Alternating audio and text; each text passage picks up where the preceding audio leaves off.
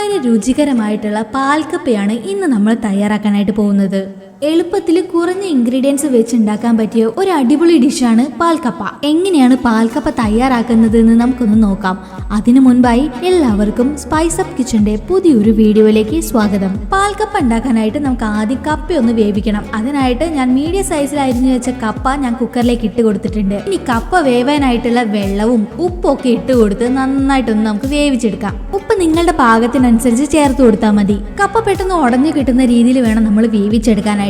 എനിക്കിവിടെ 2 വിസിൽ തന്നെ കപ്പ വെന്ത് കിട്ടിയിട്ടുണ്ട്. അങ്ങനെ ഇപ്പൊ നന്നായിട്ട് വെന്ത കപ്പ ഞാൻ ഒരു ബൗളിലേക്ക് മാറ്റി വെച്ചിട്ടുണ്ട്. ഇനിയാണ് നമുക്ക് പാൽക്കപ്പ ഉണ്ടാക്കാനായിട്ടുള്ള കാര്യങ്ങൾ ചെയ്യേണ്ടത്. അതിനായിട്ട് ഞാനൊരു ചട്ടിയാണ് സ്റ്റൗവിലേക്ക് വെച്ച് കൊടുത്തത്. ഈ ചട്ടിയിലാണ് ഞാൻ പാൽക്കപ്പ തയ്യാറാക്കാൻ പോകുന്നത്.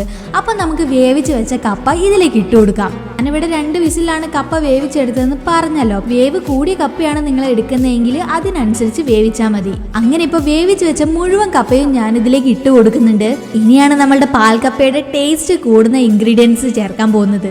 ചെറിയുള്ളി, പച്ചമുളക്, ഇഞ്ചി, കറിവേപ്പില, ഇത് 4 കൂടെ ചതച്ചെടുത്തതാണ് നമ്മൾ ഇതിലേക്ക് ചേർത്ത് കൊടുത്തത്. പച്ചമുളകിന് പകരം കാന്താരി മുളകും ചേർക്കാവുന്നതാണ് കേട്ടോ. ഇനി ഇതിന്റെ മുകളിലേക്ക് തേങ്ങയുടെ 2ാം പാലാണ് ഞാൻ ഒഴിച്ചു കൊടുക്കുന്നത്.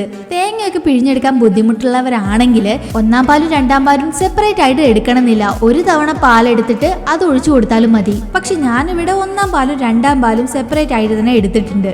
ഇനി ഈ 2ാം പാലിലേക്ക് കപ്പ നന്നായിട്ടൊന്ന് ഇളക്കി ചേർത്ത് കൊടുക്കുന്നുണ്ട്.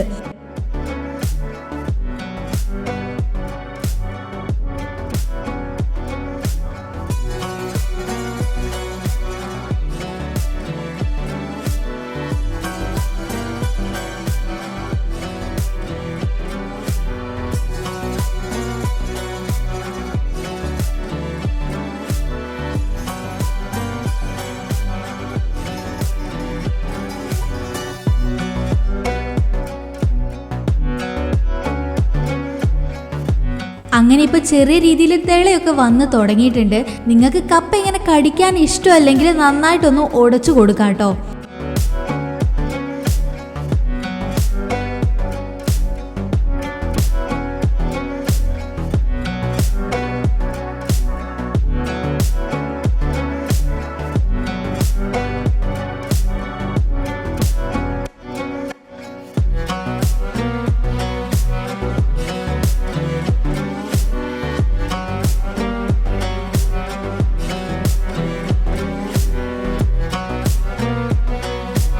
കപ്പയും തേങ്ങാപ്പാലൊക്കെ നന്നായിട്ട് മിക്സ് ആയിട്ട് തേങ്ങാപ്പാലൊന്ന് കുറുകി വന്നിട്ടുണ്ട്.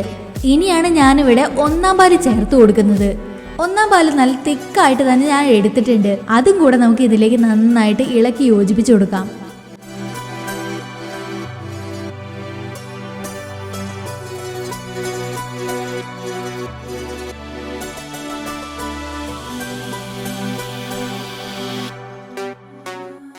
എല്ലാം നന്നായിട്ട് മിക്സ് ചെയ്തെടുത്ത ശേഷം പാകത്തിന് ഉപ്പ് കൂടെ നമ്മൾ ചേർത്ത് കൊടുക്കുന്നുണ്ട്. പിന്നെ 1ാം പാൽ ഒഴിച്ചതിന് ശേഷം കൂടുതൽ തിളപ്പിക്കേണ്ട ആവശ്യമില്ല. ചെറുതായി ഒന്ന് തിള വന്ന് തുടങ്ങുന്ന സമയത്ത് തന്നെ നമുക്ക് ഗ്യാസ് ഓഫ് ചെയ്യാം. പിന്നെന്താ ഇതിങ്ങനെ ലൂസായിട്ട് ഇരിക്കുന്നതെന്നുള്ള സംശയവും വേണ്ട.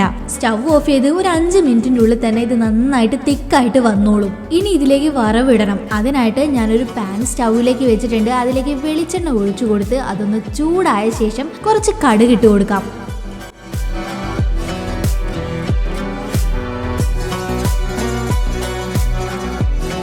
കടുക് നന്നായിട്ട് പൊട്ടിക്കഴിഞ്ഞാൽ അതിലേക്ക് വറ്റൽ മുളകും കറിവേപ്പിലയിട്ട് നന്നായിട്ടൊന്ന് താളിച്ചെടുക്കാം.